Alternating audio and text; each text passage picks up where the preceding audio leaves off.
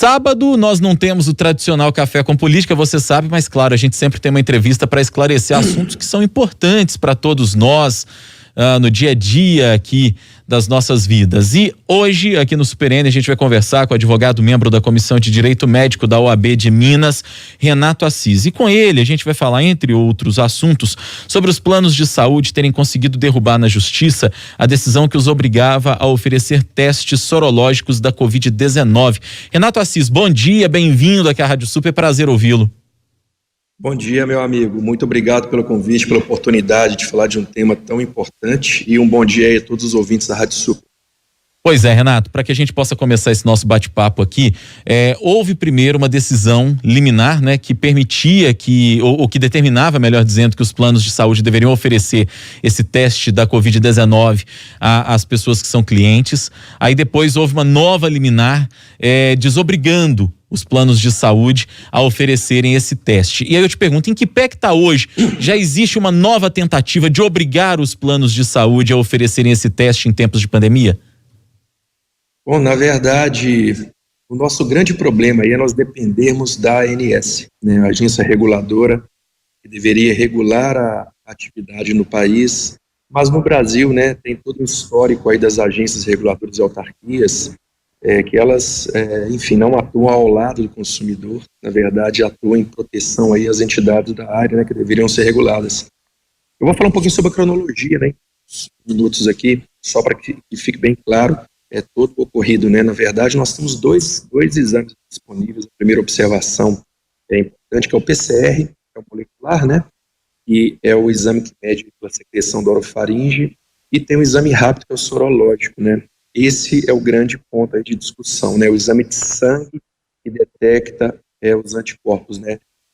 Bom, ambos podem dar positivo e negativo, falso positivo e falso negativo, na verdade, né? O exame sorológico dá a detecção só após o 10º dia, né? A detecção mais exata. Em 12/3, 12 de março, ainda no início da pandemia, a ANS publicou a resolução normativa 453, e determinou aí que os planos de saúde são obrigados a realizar o exame PCR, né, o molecular. Nesse momento não havia ainda uma discussão judicial, né, e muitas pessoas buscavam lá a realização desses exames, sendo, né, obviamente necessário aí um encaminhamento de um médico. Nesse momento, né, dada aí a pouca quantidade de exames aí e o surto inicial da pandemia, essa necessidade da recomendação médica era até para não desabastecer o mercado de exames, já que o mundo inteiro necessitava, né, cobrava esses exames. Bom, 29/6 veio a grande novidade, né, a ANS incluiu no rol de coberturas obrigatórias também o sorológico, né, que é o de sangue, né, que detecta anticorpos, ou seja, a pessoa que já teve contato com o vírus, né, sendo necessário apresentar quadro de síndrome gripal ou de síndrome respiratória aguda, né. Então, também quem tinha sintomas aí, o mesmo objetivo aí de não desabastecer o mercado de exames, sem deixar de considerar, obviamente, esse econômico aí dos operadores. Eu vou falar disso um pouco mais adiante, né?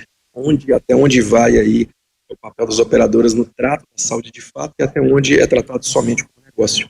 Então teve aí a resolução normativa 458, né? A primeira lá atrás foi 453, que incluiu aí os primeiros exames, né? O PCR molecular. E esse 458 veio atendendo a uma decisão judicial, né, de uma ação civil pública juizada no estado de Pernambuco pela ADOCEPS, que é a Associação de Defesa dos Usuários de Seguros, Planos e Sistemas de Saúde, né, ou Entidade de Defesa dos Consumidores. Só que em 16/7, agora a ANS, eu repito, né, a entidade que deveria zelar pelo direito dos consumidores, né, dos usuários dos planos, agora a própria ANS ajuizou, entrou com recurso, né, e conseguiu cassar essa decisão. A justificativa aí da decisão do Tribunal Regional Federal da 5ª Região, que é o que atende a região de Pernambuco, citou aí possível desequilíbrio econômico, né, e alto índice de falso negativo nos exames. Então, as justificativas aí, de certo ponto até bizarras, já que os exames são realizados em todo mundo, o exame molecular também tem um índice aí de falso negativo. É justificativa. E falar de desequilíbrio econômico para as operadoras de saúde é realmente uma piada, porque a saúde financeiramente é o melhor negócio do nosso país. Ô Renato, desculpa até por interrompê-lo, mas você está falando aí desse argumento que foi apresentado, né, pela ANS, e te pergunto o seguinte: existem outros argumentos jurídicos que podem ser usados para tentativa de reverter essa decisão judicial? E se existem, quais seriam esses argumentos para que aquele cidadão que paga o plano de saúde, nós sabemos que não é barato, para que ele possa ter restabelecido essa possibilidade de serviço? Bom, em primeiro lugar, sobre a possibilidade de falso negativo, é o percentual baixo. E como eu disse, o PCR, que já está incluído no rol e que é um exame mais barato, né, ele também tem um índice de falso negativo. O mundo inteiro trabalha com os dois exames, porque aqui no Brasil é diferente. Então, eu vejo muito aí a questão da regulação, né, os problemas da nossa regulação, o papel das agências reguladoras, etc. Mas, enfim, quais os argumentos aí para contrarrazoar esses dois fundamentos aqui? Primeiro, desequilíbrio econômico, né, que pode ser causado, e segundo aí o índice de falso negativo. Bom, primeiro sobre falso negativo eu acabei de responder, né, todos os exames aí têm um índice de falso negativo e tem uma possibilidade muito maior de um resultado assertivo que vá de fato gerar um efeito positivo aí para toda a população. Sobre a questão do desequilíbrio, bom, vamos lá, nós temos uma população aí super carente, né? Isso aí é de ciência de todos, né? A maioria da população nossa é carente. Nós temos aí um quarto da população, né? Mais de 50 milhões de usuários aí cobertos pelos planos de saúde. Vamos falar em números em desequilíbrio, né? Eu não me considero aí o usuário padrão, né? Eu nos últimos 3 meses eu fiz exame 3 vezes, paguei do meu bolso porque o plano não cobriu. Tive que fazer uma viagem, exame. Fiz um curso com várias pessoas na sala, uma coisa que eu tinha que fazer, tive que fazer o exame novamente. Então não é um exame que a pessoa tem que fazer, né? A média do custo aí hoje é de R$200 a R$300, né, com o salário mínimo. Aí sim nós vemos um impacto econômico, né? Já as operadoras, né, vamos ver esse argumento aí do impacto econômico. As operadoras tiveram aí um movimento financeiro em 2018, eu trago os dados de 2018, de 2019 não estão disponíveis, e obviamente não de 2020. Lembrando que 2018 as operadoras de saúde suplementar movimentaram 190 bilhões, bilhões com um B, tá? E tiveram aí um lucro estimado de 30 bilhões de reais. Só para que você tenha uma dimensão do tamanho disso, o SUS, que atende aí a 3/4 da população, né, do país, movimentou 100 bilhões. Então, o SUS, lembrando, é um sistema universal, todos, né, 70 pessoas têm cobertura do SUS. Movimentou 100 bilhões, os planos de saúde suplementar movimentaram 190, com um lucro aí estimado em 30 bilhões. Então, falar em impacto para eles é uma piada, né? O melhor negócio do país é a saúde, é sim um negócio. A gente tem que tirar esse véu, os planos estão nessa para ganhar dinheiro, ganham muito dinheiro, e se alguém tinha que se sacrificar agora nesse momento, são os planos de saúde que têm aí bilionários há décadas, né, e não uma ação que de fato não tem recurso para ficar com isso. Ô Renato, você falou no início do nosso bate-papo aqui sobre o papel da ANS, né, que é uma agência reguladora. Essas agências reguladoras, elas foram criadas no fim dos anos 90, ainda pelo governo do então presidente Fernando Henrique Cardoso.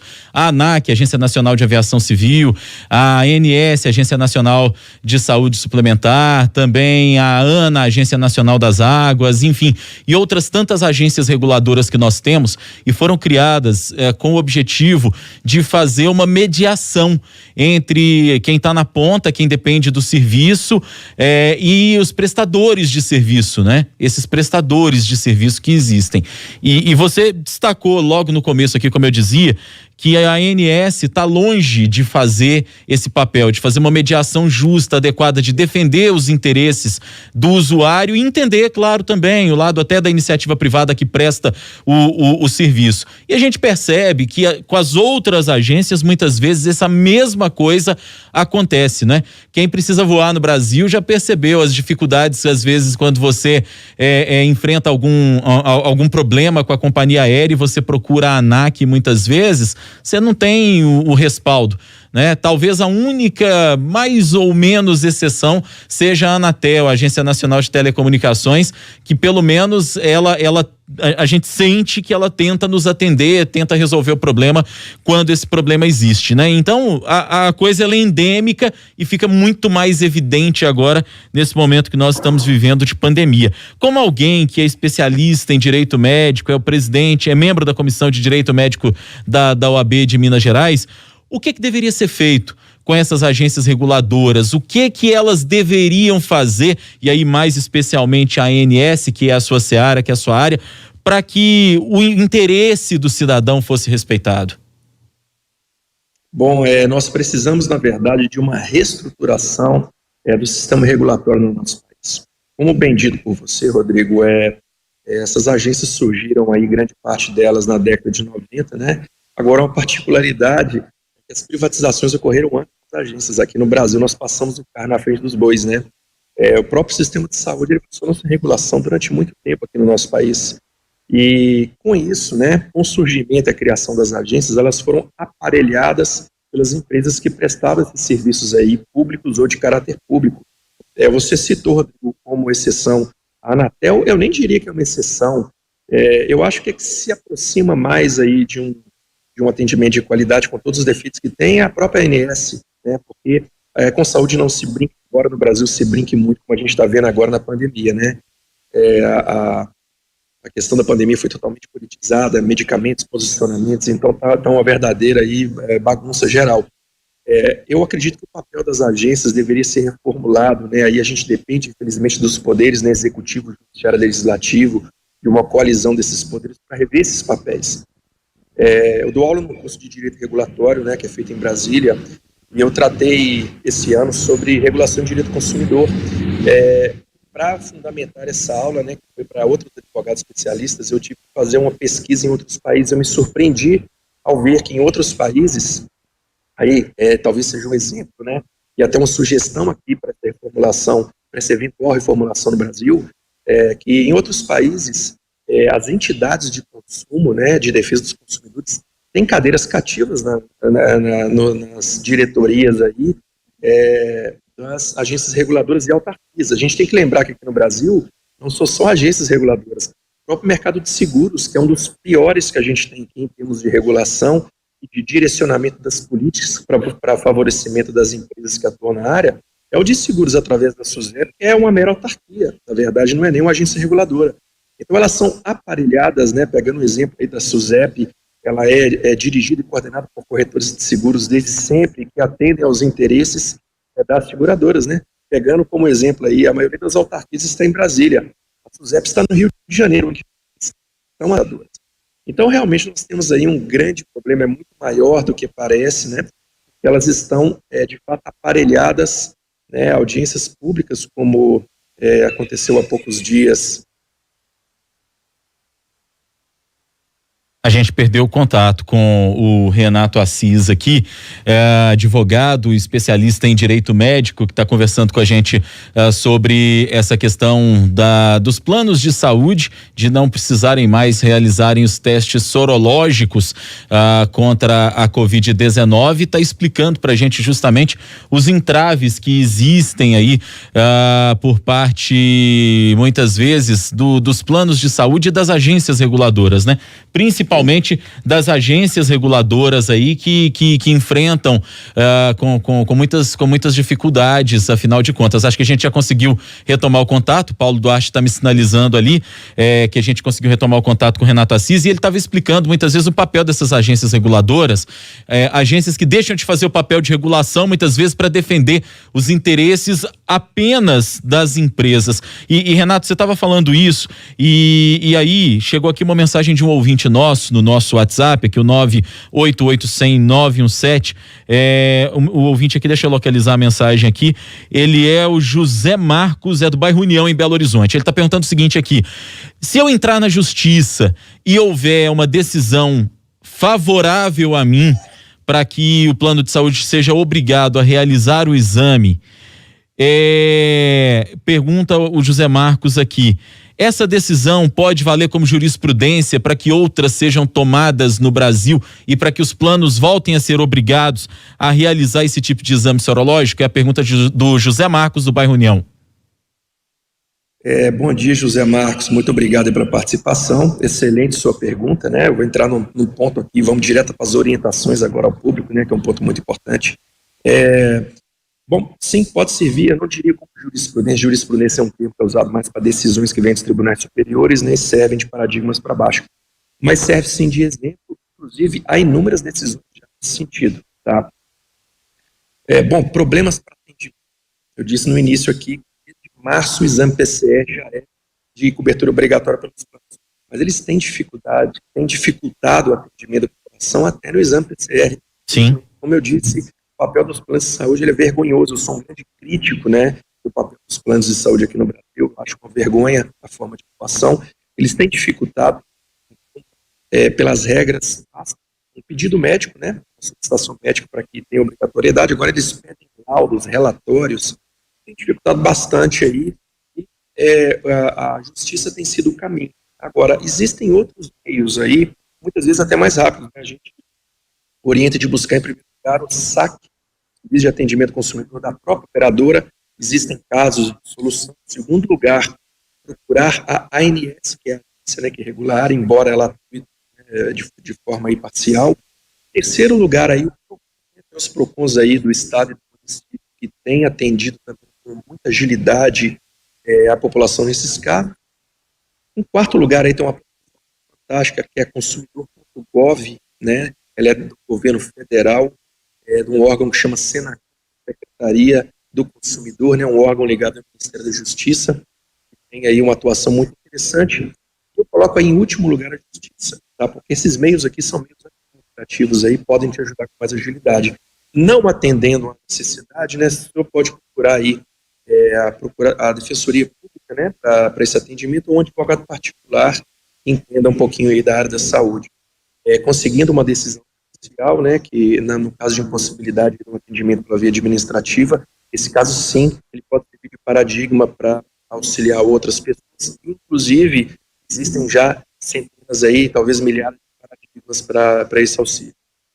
Do jeito que a justiça no Brasil é lenta, Renato, é provável que quando a decisão chegue, às vezes a pandemia já até passou e aí de repente chega essa decisão no Brasil, enfim, coisas que acontecem por aqui.